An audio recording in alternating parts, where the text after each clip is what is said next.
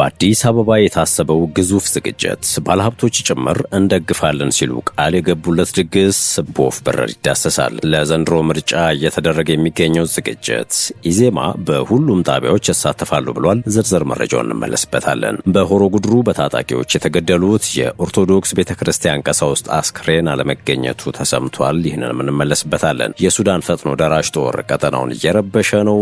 ኢሳያስ በሳውዲ አረቢያ የተናገሩት ነው። የሰዓቱ የዜናችን ትኩረት ይሆናል። ሌሎችም ጉዳዮች ተካተዋል። ጤና ይስጥልን። የሰዓቱ ዜናችን ነው ተጀምሯል። በመግቢያችን ላይ ያደመጣችኋቸው አበይት ነጥቦችን ነው። ዝርዝር መረጃዎቹን እንደሚከተለው እናጋራችሁ።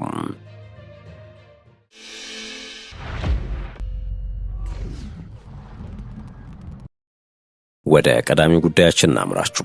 የህንዱ ጠቅላይ ሚኒስትር ናሬንድራ ሞዲ ለሁለት ቀናት የሥራ ጉብኝት አዲስ አበባ ገብተዋል። የህንዱ ጠቅላይ ሚኒስትር ናሬንድራ ሞዲ ለመጀመሪያ ጊዜ በኢትዮጵያ ታሪካዊ የተባለለትን የሁለት ቀናት የሥራ ጉብኝት ለማከናወን ነው አዲስ አበባ የገቡት። ናሬንድራ ሞዲ ቦሌ ዓለም አቀፍ አየር ማረፊያ ሲደርሱ ጠቅላይ ሚኒስትር አብይ አህመድ፣ ቀዳማዊት እመቤት ዝናሽ ታያቸው፣ የውጭ ጉዳይ ሚኒስትሩ ጌዲዮን ጢሞቴዎስና ሌሎች ሚኒስትሮች አቀባበል አድርገውላቸዋል። ጠቅላይ ሚኒስትር ናሬንድራ በቆይታቸው ከጠቅላይ ሚኒስትር አብይ አህመድ ጋር በኢንቨስትመንትና በደህንነት ጉዳዮች ላይ እንደሚወያዩ ተጠቁሟል። በኢትዮጵያ የህንድ አምባሳደር አኒል ኩማር ራይ ጠቅላይ ሚኒስትር ሞዲ ትኩረት በሚሰጥባቸው የሁለትዮሽ ግንኙነት ጉዳዮች ማለትም በኢንቨስትመንት፣ በግብርና፣ በማዕድን ልማት፣ በዲጂታል መሰረተ ልማትና በሳይበር ደህንነት ላይ ከጠቅላይ ሚኒስትር አብይ አህመድ ጋር ሰፊ ውይይት እንደሚያደርጉ ቀደም ሲል ተናግረዋል። ነገ በሚካሄደው በኢፌዴሪ 6ኛው የህዝብ ተወካዮችና የፌዴሬሽን ምክር ቤቶች 5ኛ ዓመት የሥራ ዘመን የጋራ ስብሰባ ላይም የህንዱ ጠቅላይ ሚኒስትር ናሬንድራ ሞዲ ንግግር ያደርጋሉ ተብሎ እንደሚጠበቅ የህዝብ ተወካዮች ምክር ቤት አስታውቋል። በተጨማሪም ቁጥራቸው 2500 የሚጠጉ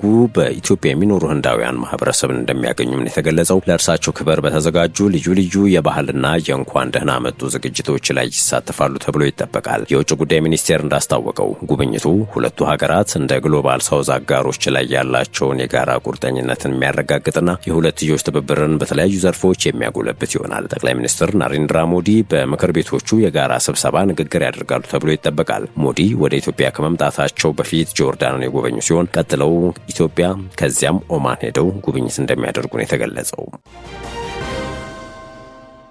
የኢትዮጵያ ዜጎች ለማህበራዊ ፍትህ ፓርቲ የኢትዮጵያ ብሔራዊ ምርጫ ቦርድ ምርጫ በሚያካሄድባቸው ቦታዎች ሁሉ ይሳተፋሉ ሲል አስታውቋል። ኢዜማ በዛሬው ዕለት 7ኛውን ሀገራዊ ምርጫ አስመልክቶ በሰጠው መግለጫ የኢትዮጵያ ብሔራዊ ምርጫ ቦርድ ምርጫውን በሚያካሄድባቸው አካባቢዎች ሁሉ የህዝብን ይሁንታ ለማግኘት ይሳተፋሉ ብሏል። የፓርቲው ስራ አስፈጻሚ ኮሚቴ አባል ኢዮብ መሳፍንት በዚህ ወቅት ምርጫ የፖሊሲ አማራጮችን ማቅረቢያ፣ የተረጋጋ መንግስት መመስረቻና የዲሞክራሲ ባህል መገንቢያ መሳሪያ መሆኑን ገልጸው ምርጫውን ለዚህ ዓላማ ብቻ ለመጠቀም እንደሚሳተፍ ጠቁመዋል። ፓርቲው ላለፉት 4 ዓመታት በምርጫው ንቁ ተሳትፎ በማድረግ የህዝብን ድምጽ ለማግኘት የዝግጅት ስራዎችን ሲያከናውን መቆየቱንና በቀጣይ 7 ወራት ውጤቱ የሚታይበት እንደሆነ አመልክተዋል። የኢዜማ ፓርቲ ሊቀመንበር ሙሉ ዓለም ተገኘ ወርቅ በበኩላቸው ፓርቲያቸው በሰላማዊ መንገድ ብቻ መንግስት ለመሆን እንደሚሰራ ገልጸዋል። ፓርቲው መንግስትን ጨምሮ ሁሉም ባለድርሻዎች ምርጫው ተጀምሮ እስከሚጠናቀቅ የሚጠበቅባቸውን ኃላፊነት እንዲወጡም ጥሪ አቅርበዋል። መንግስት ምርጫውን ነጻ፣ ፍትሐዊና ዴሞክራሲያዊ ለማድረግ የሚጠበቅበትን ኃላፊነት ሊወጣ እንደሚገባ አንስተው ገዢው ፓርቲ የህዝብን ሀብት ለምርጫ መቀስቀሻነት እንዳይጠቀም እንዲሁም በውይይትና በክርክር መድረኮች እንዲሳተፍ ጠይቋል። መራጩ ህዝብ ሀሳብን አመዛዝኖ እንዲመርጥ፣ የነቃ ተሳትፎ እንዲያደርግ፣ የመፍትሄ ሀሳቦችን አማራጭ አድርጎ እንዲመርጥና ዝግጅት እንዲያደርግ ፓርቲው በመግለጫው ላይ አስገንዝቧል። ተፎካካሪ ፓርቲዎች ከስሜት ቀስቃሽ እንቅስቃሴ ታቅበው የመፍትሄ ሀሳብ በማቅረብ ምርጫውን ለምርጫ ዓላማ ብቻ እንዲጠቀሙም ነው የገለጸው። ኢዜማም ብሔራዊ ምርጫ ቦርድ ምርጫውን ከፍ በሚያደርጉ ተግባራት ላይ እንዲያተኩርና ባለፈው ምርጫ የታየውን የሎጂስቲክስ እጥረት ቀድሞ መፍታት እንደሚገባም አሳስቧል።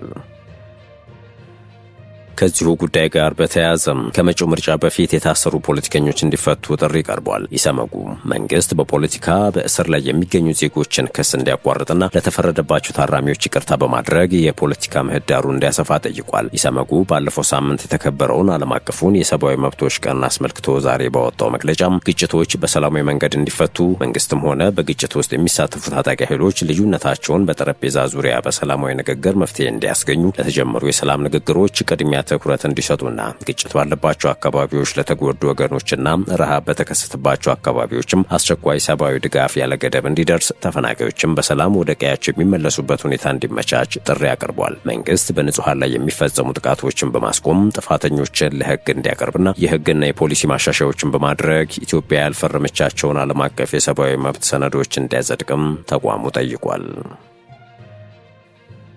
ወደ ሌላኛው ጉዳያችን አመራን። ኢትዮጵያ የኮፕ 32 ጉባኤን በአደይ አበባ ስታዲየም እንደምታካሄድ ተሰምቷል። 32ኛውን የተባበሩት መንግስታት የአካባቢ ለውጥ ጉባኤ በ2020 አዲስ አበባ እንዲደረግ የተወሰነ ሲሆን ስብሰባው በአደይ አበባ ስታዲየም እንደሚካሄድም ታውቋል። ይህንኑ መሰረት በማድረግ በአካባቢው ያሉ መሰረተ ልማቶች በፍጥነት እንዲጠናቀቁ ትዕዛዝ መተላለፉን ቅዳሜ ገበያ ዘግቧል። ከሰሞኑ የጠቅላይ ሚኒስትር ጽህፈት ቤት ለንግዱ ማህበረሰብ ጋር በዚህ ግዙፍ ጉባኤ ዙሪያ ውይይት አድርጎ ነበረ። በኢትዮጵያ ያሉ የተባሉ ባለሀብቶች ለዚህ ጉባኤ መሳካት አለን የሚሉትን ድጋፍ ለመስጠት ቃል ሲገቡ ተስተውሏል። የሚመጡ እንግዶችንና ተሳታፊዎችን ለመቀበልና በሚገባ ለማስተናገድ የሚያስችሉ ሆቴሎችን መገንባት፣ ያሉትንም ማሻሻል ወይም ማዘመን፣ የሎጂስቲክስ አቅርቦት ችግር እንዳይኖር የኤሌክትሪክ ተሽከርካሪዎችን ማቅረብ፣ መንግስት ገንዘብ ከቸገረው መደገፍ የሚሉ ቃል ኪዳኖችም ተገብተዋል ተብሏል።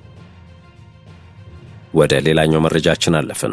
በሆሮ ጉድሩም በታጣቂዎች የተገደሉት የኦርቶዶክስ ቤተክርስቲያን ቀሳውስት አስክሬን አለመገኘቱ ተሰምቷል። በኦሮሚያ ክልል በሆሮ ጉድሩ ወለጋ ዞን 2 የኢትዮጵያ ኦርቶዶክስ ተዋሕዶ ቤተክርስቲያን አባቶች በታጣቂዎች ከተገደሉ ቀናት ቢቆጠርም አስክሬናቸው እንዳልተገኘ ቢቢሲ ዘግቧል። ቀሳውስቱ ህዳር 21 ቀን 2018 ዓ.ም በሐራቱ ማርያም ቤተክርስቲያን ዓመታዊ ክብረ በዓል ታድመው ወደ ሻምቡ ከተማ እየተመለሱ ሳለ ነበረ መኪናቸው በታጣቂዎች እንዲቆም ከተደረገ በኋላም ወደ ጫካ ወስደው የተገደሉት። በጉዞ ላይ አብረዋቸው ከነበሩ ቀሳውስት አንደኛው በጅማ ገነቴ አካባቢ የቅድስት ማርያም ክብረ በዓል ነበር። ከስነ ስርዓቱ ስንመለስ 9 ሰዓት አካባቢ ታጣቂዎች አስቆሙን ሲሉ ተናግረዋል። እኚህ የዓይን እማኝ በመኪናው ተሳፍረው የነበሩት 20 ሰዎች እንደሆኑ ገልጸው ከ20ዎቹ መካከል 10ሩን አስወርደው ወደ ጫካ ወሰዷቸው፣ የተቀሩት በበቆሎ ማሳ ውስጥ ተበታትነው በመሮጥ አመለጡ ብለዋል። ቄሱ እንደገለጹት ታጣቂዎቹ በሻምቡ ከተማ መግቢያ ላይ መንገድ ዘግተውና ስናይፐር መሳሪያ ይዘው ነበረ። ወደ ጫካ አካባቢ ከተወሰዱት ቀሳውስት መካከል የሆሮ ጉድሩ ወለጋ ሀገረ ስብከት ስራ አስኪያጅ፣ ህጻናትና መዘምራን እንደሚገኙበትም ተናግረዋል። ከቀሳውስቱ መካከል 2ቱ ታግተው መለቀቃቸውን የዓይን እማኙ ገልጸዋል። ቄስ ዱጉማ ዱፋና ቄስ ደሳሌ ነሙምሳ ደግሞ መገደላቸው የተገኘው መረጃ እንደሚያመለክት አክለዋል። ሌላው በሆሮ ጉድሩ ወለጋ የሚያገለግሉና ለደህንነታቸው በመስጋት ስማቸው እንዳይጠቀስ የጠየቁ ቀሲስም ግድያው የታቀደ ነው ሲሉ ተናግረዋል። የሱዳን ፈጥኖ ደራሽ ጦር ቀጠናውን እየረበሸ ነው ሲሉ በሳውዲ አረቢያ ኢሳያስ አፈወርቂ ተናገሩ። የኤርትራው ፕሬዝዳንት ኢሳያስ አፈወርቂ ወደ ሳውዲ አቅንተው ከሳውዲ አልጋ ወራሽ መሐመድ ቢን ሳልማን ጋር ውይይት ማድረጋቸውን ተከትሎ ለአንድ ሚዲያ በሰጡት ቃለ ምልልስ የሱዳን ፈጥኖ ደራሽ ጦር ከበርካታ ሀገራት የጦር መሳሪያ እየጎረፈለት ይገኛል ብለዋል። ይህ ኃይል ለሱዳን እንዲሁም ለቀጠናው ከባድ ስጋት ደቅኗል ሲሉም ተናግረዋል። በቅርቡ 80ኛ ዓመታቸውን የሚደፍኑት አዛውንቱ መሪ በሳውዲ አረቢያ በነበራቸው ቆይታ የሱዳኑ ፈጥኖ ደራሽ ኃይል የሚደረግለት ተጠናክሮ የቀጠለ የትጥቅ ድጋፍ እስካልቆመ ድረስ የሱዳኑ ጦርነት ይቆማል ብለን አናስብም ብለዋል። ኢሳያስ ስም ባይጠቅሱም በስውር የሎጂስቲክስ መስመሮች ተሸጋግሮ ለጄኔራል ሐምዳን ዳጋሎ ጦር የሚደረገው የጦር መሳሪያ ድጋፍ አሁንም ተጠናክሮ ቀጥሏል ሲሉ መናገራቸውን አልታይር የተሰኘ የሳውዲ ሚዲያ ዘግቧል። የሱዳኑን ጦርነት ለማቆም እነዚህን የአቅርቦት መስመሮች በወሳኝ መልኩ ወይንም ውጤታማ በሆነ መንገድ ማቋረጥ አስፈላጊ መሆኑን የተናገሩ ሲሆን የአርኤስኤፍን ውጫዊ ድጋፍ ለግጭቱ መቀጠል ዋና ምንጭ አድርገው አስቀምጠዋል። አክለውም በርከት ያሉት የሰላም ተነሳሽነቶች ይህንን ጉዳይ በዘላቂነት መፍታት ካልቻሉ የይስሙላ ከመሆን ያለፈ ዓላማ እንደሌላቸው ጠቁመዋል። ይህም አንድ ወገን የጦር መሳሪያ ድጋፍ ማግኘቱን ከቀጠለ የተኩስ አቁም አዋጆችም ሆኑ ይፋዊ ዲፕሎማሲያዊ መግለጫዎች ውጤታማ ሆነው ሊቀጥሉ አይችሉም ሲሉ ነው የሞገቱት። ከዚህ ውጪ በግል ደረጃ በነበራቸው ውይይት ፈጥኖ ደራሽ ጦሩ በሱዳን ሲቪሊያንን እየገደለ ነው፣ አስገድዶ መድፈር እየፈጸመ ነው፣ ለዚህ ኃይል የሚደረገው የጦር መሳሪያ ድጋፍ መቆም እንዳለበት ለሳውዲ አልጋ ወራሽ እንደተናገሩ በቃለ ምልልሳቸው ላይ አንስተዋል። ኢሳያስ የውይይት መድረኩን በመጠቀም ሳውዲ አረቢያ በተለይም የቀይ ባህር አካባቢንና የአፍሪካ ቀንድ ግጭቶችን በማረጋጋት ረገድ ሰፊ ቀጠናዊ የአመራር ሚና እንድትጫወት ጥሪ አቅርበዋል። ሁኔታውን እርሳቸው ከሚያስቡት ውጫዊ ጣልቃ ገብነቶች ጋር በማነጻጸር ኤርትራ ለሱዳኑ ወታደራዊ መሪ አልቡርሃን ድጋፍ እያደረገች መሆኑን ተከትሎ የሱዳን ፈጥኖ ደራሽ ኃይል ኤርትራን ጨምሮ ከጎረቤት በሚነሱ አውሮፕላኖች ላይ እርምጃ እንደሚወስድ በተደጋጋሚ ማስጠንቀቂያ መስጠቱ ይታወሳል። ለዚህም ይመስላል ፕሬዝዳንት ኢሳያስ አፈወርቂ ከወር በፊት ወደ ፖርት ሱዳን ሲያመሩ 1000 የሚጠጉ ኪሎ ሜትሮችን በመኪና ለመጓዝ የተገደዱት። በመጨረሻም ናይጄሪያዊ ቢሊዮነር አሊኮ ዳንጎቴ ከነዳጅ ተቆጣጣሪ አካል ጋር ግጭት ውስጥ ገቡ።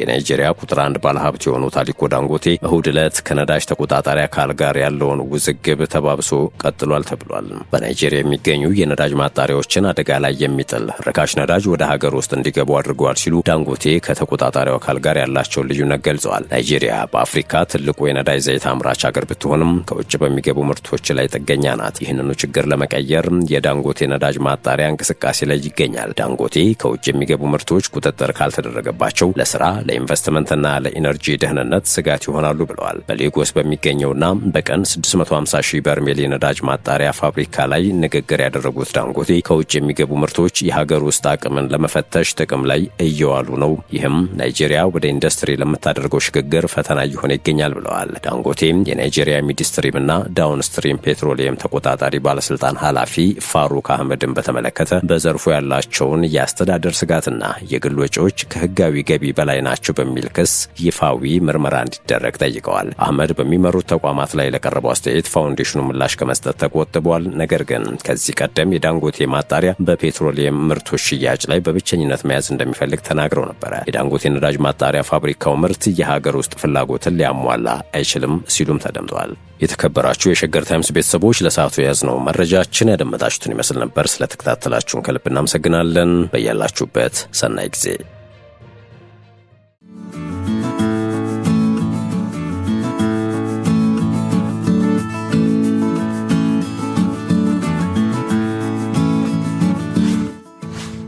ሸገር ታይምስ ሚዲያን ሰብስክራይብ በማድረግና ደወሉን በመጫን ይከተሉን።